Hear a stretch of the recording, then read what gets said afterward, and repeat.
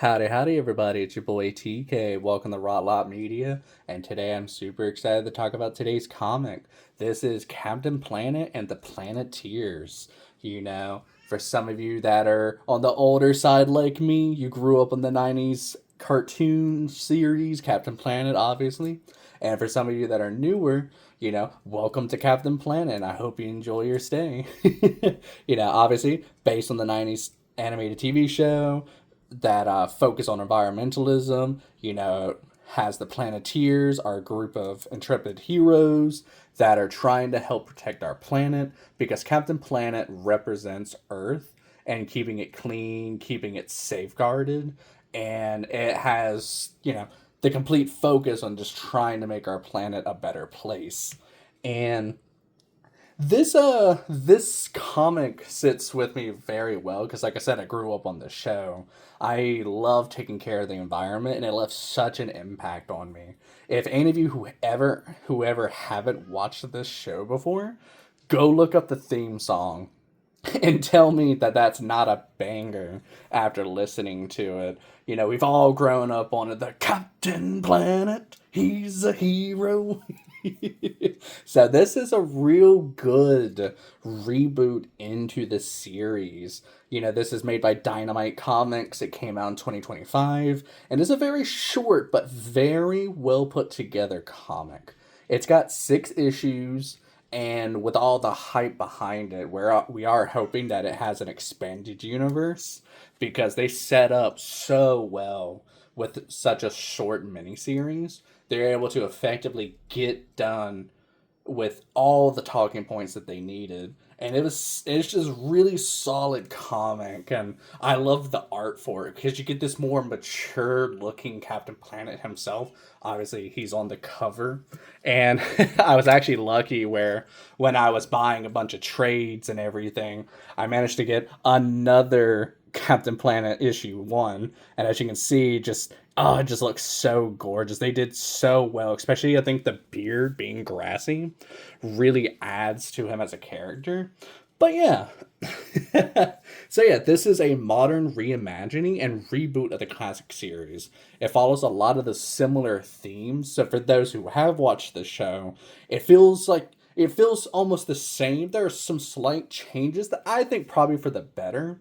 Characters are better fleshed out, more motivations, and you get to really build along and go with the Planeteers, and I think it's really solid. So yeah, we are in this, obviously in this comic, we're following Gaia. She is pretty much the warden for planet Earth. Pretty much she has the collective power that she can pull from the planet to help create Captain Planet himself. There are 5 elements to forming the character. You have fire, earth, wind, water, and heart. And yeah, the origins are deeper, more complex, and a bit darker for some of the characters. Without too many spoilers, like when Captain Planet is summoned, the enemy literally are using uranium infused bullets to shoot him. And I felt bad for laughing at it because when it happens, it's almost like the RoboCop scene where he's getting gunned down and you're just like, Jesus Christ. So this is a more darker tone without it being grim dark. This is oh, they know what points they're trying to get across, and they're not going to hold your hand like a baby. Anybody old or young can get into this series, but they respect you. And that's what I really enjoy about Dynamite Comics. I think they do such a good job with being able to bring these points up to focus. And yeah, so obviously we have our main characters. We have Captain Planet himself. We have Gaia, like I said, the warden for Earth. And then we're introduced to our 5 Planeteers. This is Kwame. He's the bearer of the Earth Ring. We have James Wheeler, Fire Ring. Linga Solikov. She has the Wind Ring. Kwame, who has the Heart Ring. And G, who has the Water Ring. Hopefully I pronounced their names correctly. I try my best. And yeah, each one of them, I feel like it's gotten flushed out more. Like Kwame, you can see that he was a rising star and got injured. You know, you have James Wheeler. I think he got the most change of being the fire ring user. I felt like they aged him up and they made him a firefighter. So it's such a good growth for him as a character. You know, Linka, she's like a daughter of a very well known oligarch for like a Russian, you know, who's a Russian. So she's obviously a daddy, you know, not really daddy's girl, but she's got that punk aesthetic where she's like, yeah, my dad's a, you know, piece of crap, but she does what she can to help fight the good fights. Then you have Kwame. He's definitely interesting because I think it does, he has the darkest one because he watched animals being poached and he gets so much hatred in his heart that he's willing to almost kill people for it.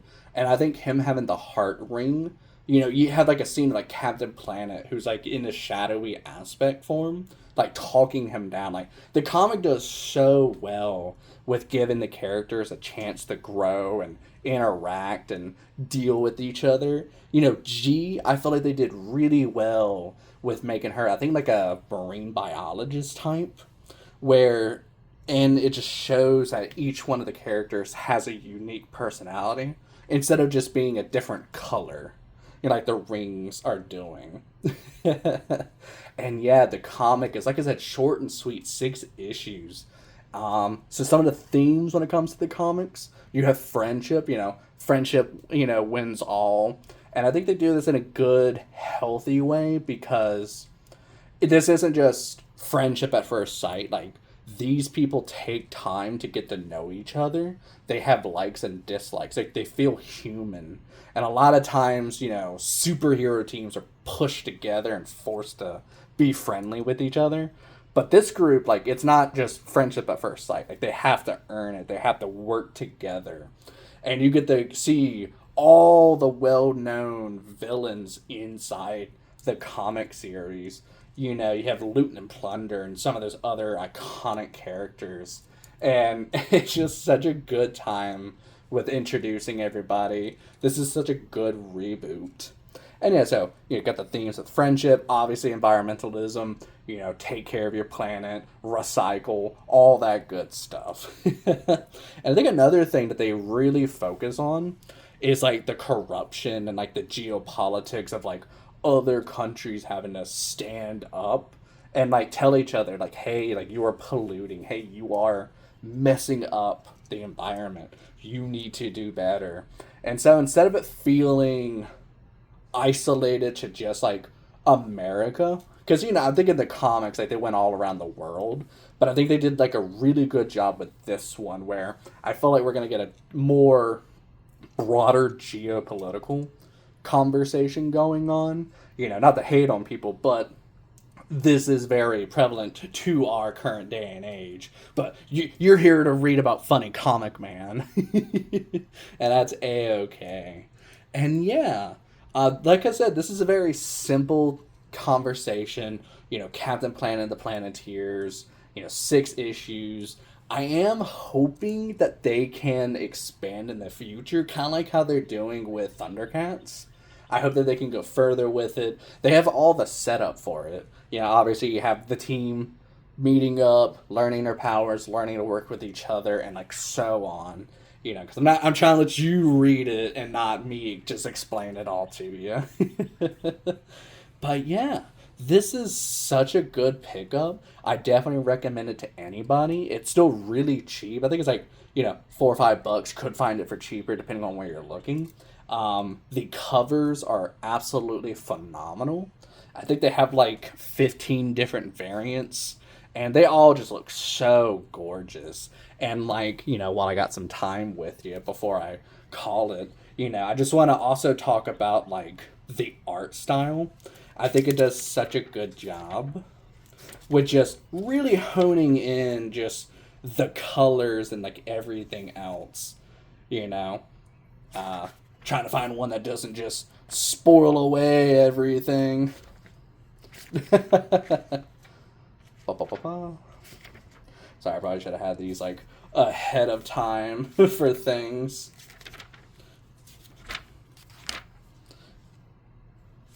But yeah, you really get this like really good scene at the end where you have the team coming together and summoning Captain America himself.